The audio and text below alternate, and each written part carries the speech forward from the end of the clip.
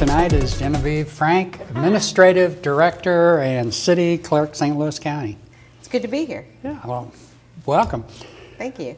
What exactly, you got a very long title there. I know you work for the County Council. What do you exactly do there? It is a long title, and obviously St. Louis County is such a big county with almost 1 million people in it that in my office, we don't do some of the tasks that people traditionally think about as being done by a county clerk. For instance, we don't do voter registration. We have an entirely different Board of Elections that handles that kind of thing. We don't do birth certificates, death certificates in our office, all that kind of thing. Our main responsibility actually is to prepare the agenda for the St. Louis County Council meetings and then also produce the minutes of their meetings, which we call the journal. And that's a pretty big job because the council meets actually 48 times a year, which is, a lot of people are actually really surprised to hear that because they're used to their local municipalities who maybe meet once or twice a month, but the county council meets 48 times a year, so that's a lot of agendas to produce and a lot of minutes to produce every week. Yeah, you also have to, I think, don't you handle the sunshine requests? If somebody asks for something or a particular ordinance or whatever? We do handle a lot of sunshine law requests. We are the official repository in our department for quite a few of St. Louis County's official records, not all of them, again, because St. Louis County is so big and the kind of records it has to maintain are so voluminous and so varied that one department couldn't possibly be responsible for all of them. But we are responsible for all the legislation passed. We're the repository for all of those records, the ordinances that are passed, the bills, all that kind of thing, even honorary resolutions and those kind of things, and some other St. Louis County documents as well, some things that by state law are required to be filed either with a county commission or with a county clerk. And then a lot of the contracts that the county enters into, we take care of maintaining those records too. So it's a big job. It's a lot of paper, although we try as much as possible in this day and age to be as paperless as we possibly can. So those are the tasks that we do, but I sort of consider our big responsibility to be the information conduit from the legislative body of St. Louis County to the citizens. So that's really our main responsibility, is that we want to ensure that the legislative body in St. Louis County is operating in a transparent manner at all times, that information is accurately and quickly provided to any member of the public whenever they request it. So it's kind of a twofold job, if I understand what you're saying. You know, on one side, you work with constituents. On the other side, you're actually pretty, I guess, kind of analogous to the secretary for the council to get their agendas together and make sure everything flows, make sure nothing gets missed, nothing dropped, and whatever. Exactly.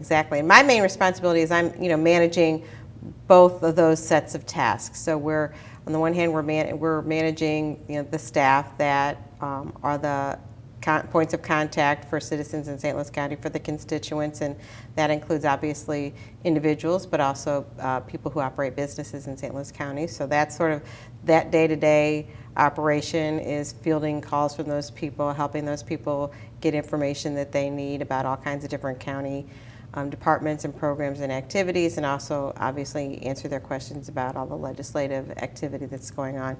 And then, yes, the other side is a lot less interesting, but no less important, in that it's really maintaining those records and making sure that they're maintained in a way that they are readily accessible whenever anybody needs them. Yeah, a lot of people don't realize that a lot of records that, like our city keeps, and I know St. Louis County is the same thing, they're actually, the Secretary of State regulates how long you have to keep those records, and you have to file them, have them on file available, and some are forever. That's true. So, a big part of what we do is maintaining those records, and we actually, we have a lot of records, obviously, that are sent to storage, although the way that is managed, they're also still very accessible and readily available if someone needs access to them.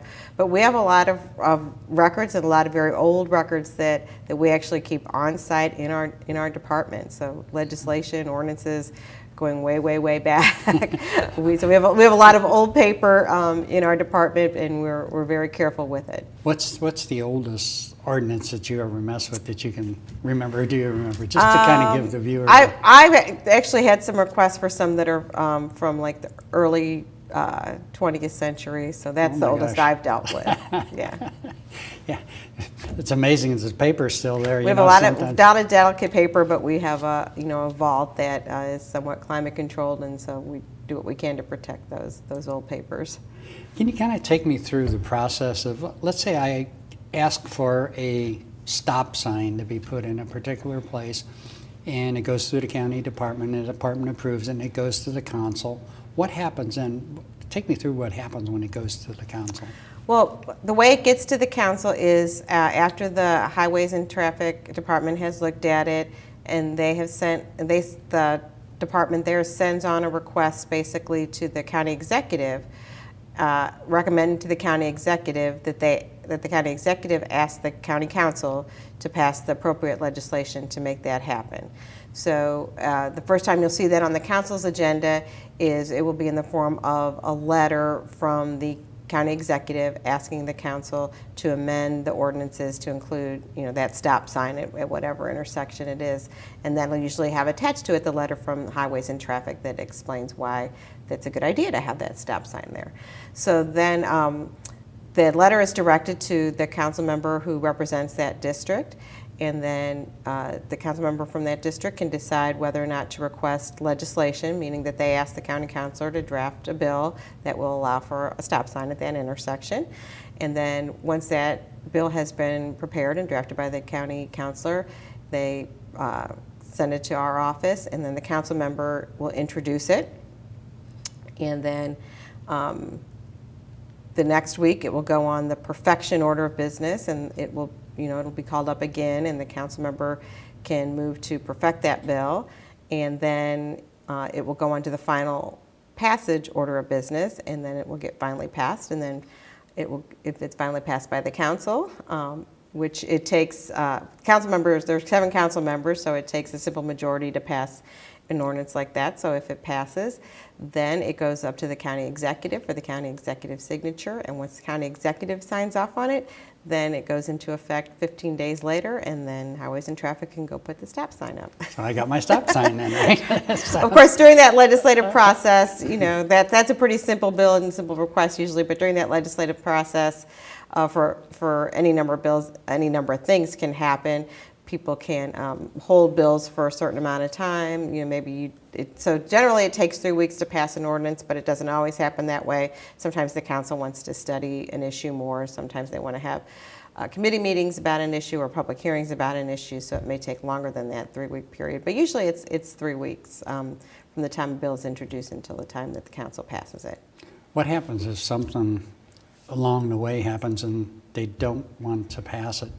Let's assume they introduced it and maybe, I don't know, perfected or not, but what happens with it then? Well, Does it sits on the agenda? They for have a while? several options. If the council doesn't, basically what will happen is it'll stay on the agenda until the council takes some action. It'll stay whatever point it was at. So usually what will happen is if the council doesn't want to go forward with a piece of legislation that it has already introduced, then someone, usually the sponsor, will make a motion to drop it from the order of business. But it's also possible, again, to hold it on the order of business while the issue gets studied or details get worked out or that kind of thing. Oh, okay. How many bills or ordinances does the county council pass in a year? Somewhere around Okay. 300 Quite a- plus. Yeah, quite a so- lot. Yeah, so it's quite a lot. Yeah. So And for this year, we just passed over the 100 mark, but usually the second half of the year has more bills. You'll see more because they have to pass the budget bills in the last month of the year and that kind of thing. Okay. Well, we've talked about bills and ordinances, but there are other things that the county council does, resolutions and The council things like does. that, correct? They do what we call prepared orders, which is usually, sort of ordinance or statute sort of mandated administrative type of thing that they have to pass. And then they do a lot of honorary resolutions. The council members love to do honorary resolutions, and that's for all kinds of things. It may be somebody who's attained Eagle Scout status, somebody who's celebrating their 60th wedding anniversary. I'm trying to think of some recent ones. We just had We just passed one this week because it was the anniversary, the 50th anniversary, I believe, of Florescen's city charter being adopted. So they'll do for any number of things. In fact, Councilman O'Mara did one last week for the soccer game that's going to be played here in St. Louis tonight. So they could be any number of things. Usually, though, it's honoring constituents, citizens that have done something notable in the community. Yeah, well, that's worthwhile. And it is worthwhile, and makes it interesting. But the council likes to let citizens in the community who are doing good things for the community. They like to recognize those things and make sure people know they're appreciated for their efforts. Okay.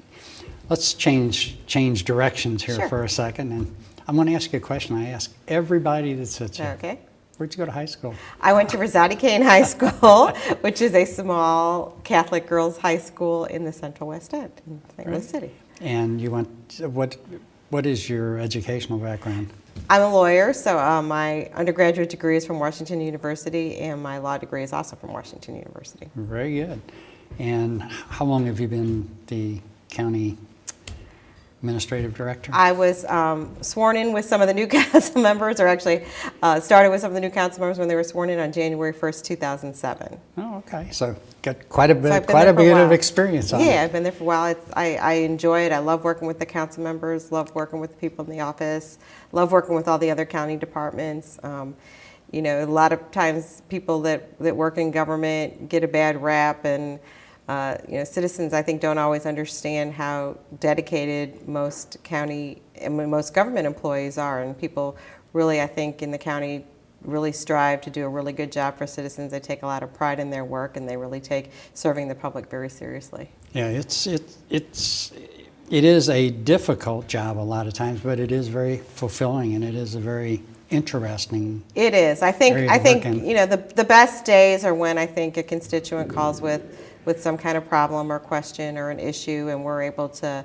resolve it to their satisfaction or give them information that they really needed. I think that's really the best stuff that we do every day. I mean, a lot of stuff we have to do, and it's not very interesting, but that's the part that is really fulfilling. And also when we know that the council is passing legislation that really is keeping things going in the county, keeping the roads going, keeping, all those kind of things that people take for granted every day. When, all that stays on track, that's really a great accomplishment.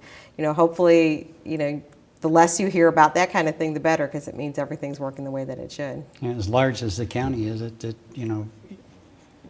the very few phone calls you get, it probably is, is a testament to how good people do work. But it's also, I also actually love when we have an issue that's somewhat controversial too, and we get a lot of people calling, because that's really the way that democracy, and representative democracy is supposed to work. We have 7 council members. Each of them are representing over 140,000 people. So, on some things that's a lot of diverse opinion, and that's the way it's supposed to work, is that they need to hear from people what their views are on things that come before them, and that helps them decide what they think is best for the county. So I actually think that's a lot of fun when something is not divisive or controversial, but when there's a good spirited debate about what's best for the county. We have both sides, and they try to get their point across, and you don't know where it's going to go, right? And that's a part of my job I love too, is that every week the council sets aside part of their meeting for members of the public to come in and offer public comment, and it doesn't have to be related to anything that's on the agenda or anything that the council is taking up that week. It can be about actually what's ever important to that particular constituent. And so, I think that's a great thing, that every week we're open and available, and the council members are there to hear what a constituent might have to say to them. Sounds great. Well, if anybody has any questions of you, how can they contact you? They can contact our office. My direct line is 314-615-5440. Don't mind giving that out, because it's a matter of public record. And then also people can always email us at gfrank stlouisco.com. That's our email. And people can also, whenever they need anything from the county, we have a great staff that staffs our main information number, which is 615-5000. And those people are experts on, asking the right questions to find out what a caller needs and getting them to whoever it is that they need to talk to and can offer them assistance. Sounds good. Well, thank you, Jen. I appreciate Thanks, the it was interview. great. I loved it. Thank you. Thank you for watching our show this evening. If you have any questions, you can contact me at www.cityofblackjack.com or call me at area code 314-355-0400. Thank you. Good evening.